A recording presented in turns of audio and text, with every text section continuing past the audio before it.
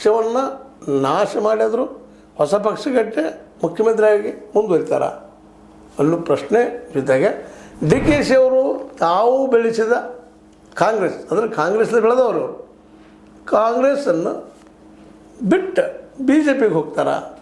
ಈ ಎರಡೂ ಇವತ್ತು ಭಾಳ ಪ್ರಮುಖ ಪ್ರಶ್ನೆಗಳು. ತಮ್ಮ ಅಧಿಕಾರಕ್ಕಾಗಿ ಇಬ್ಬರು ಕಾಂಗ್ರೆಸ್ ನಾಶವಾದರೂ ಅಡ್ಡಿ ಇಲ್ಲ ಅನ್ನೋಂಥ ಮನಸ್ಥಿತಿ ಬಂದು ನಿಂತಿದ್ದಾರ. ಇವೆಲ್ಲ ಇವತ್ತು ಪ್ರಶ್ನೆಗಳು. ಇವೆಲ್ಲ ಬಂದಿದ್ದಾರಂತಲ್ಲ, ಬಂದಿದ್ದಾರ ಅನ್ನೋ ಪ್ರಶ್ನೆಗಳು. ಯಾಕಂದರೆ ಇವ್ರ ಅಧಿಕಾರ ಸಿ ಎಮ್ ಪೋಸ್ಟ್ ಮಾತ್ರ ಮುಖ್ಯ ಅನ್ನುವಂಥದ್ದು. ಹಾಗಂತ ತಿಳ್ಕೊಂಡು ಇವತ್ತು ಸಿದ್ದರಾಮಯ್ಯವರು ಒಳ್ಳೆ ಕೆಲಸ ಮಾಡಿಲ್ಲ ಅಂತ ಹೇಳ್ಕೊಳ್ಳಿಲ್ಲ, ಮಾಡಿದ್ದಾರೆ. ಸರ್ವೆ ಮಾಡಿಸಿದರು ಹಿಂದುಳಿದವ್ರದ್ದು, ದೊಡ್ಡ ಸಾಧನೆ ಅದು. ಇನ್ನೂ ಅದರ ಪ್ರಕಟ ಆಗ್ತಾ ಇಲ್ಲ, ಅದು ಆಗಬೇಕಾಗಿತ್ತು. ಇಷ್ಟಲ್ಲ ಯಾರು ಎಷ್ಟಿದ್ದಾರೆ ಅಕ್ಯುರೇಟಾಗಿ ಗೊತ್ತಾಗುವಂಥ ಅನಿವಾರ್ಯತೆ ಇವತ್ತದ. ಯಾಕಂದ್ರೆ ರಿಸರ್ವೇಷನ್ ಮೇಲೆ ನಾವು ಇವತ್ತು ನಿಂತುಬಿಟ್ಟಿದ್ದೀವಿ.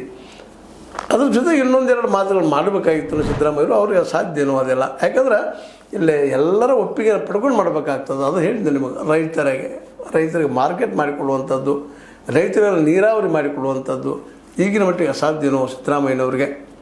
ಅದೇನೂ ಇರಲಿ, ಅಧಿಕಾರದಲ್ಲಿ ಮುಂದುವರಿಬೇಕು ಅನ್ನೋದು ಇಬ್ಬರಿಗೂ ಅದ. ನಾವಿಬ್ಬರು ಸೇಮ್ ಆಗ್ಬೇಕಂತ ಇವತ್ತು ಒಂದು ಹಂತಕ್ಕೆ ಬಂದು ನಿಂತಿದ್ದಾರೆ ಇಬ್ಬರು. ಅದಕ್ಕೆ ಅವ್ರದ್ದೇ ಆದಂಥ ತಂಡಗಳ ಸಹಿತ ನಡೀತಾರೆ. ಮತ್ತು ಅದೇ ಕಾಲಕ್ಕೆ ಅಲ್ಲಿ ಹಿಂದಿನ ಎಪಿಸೋಡ್ದೆಲ್ಲ ಮಾತಾಡಿದ್ವಿ.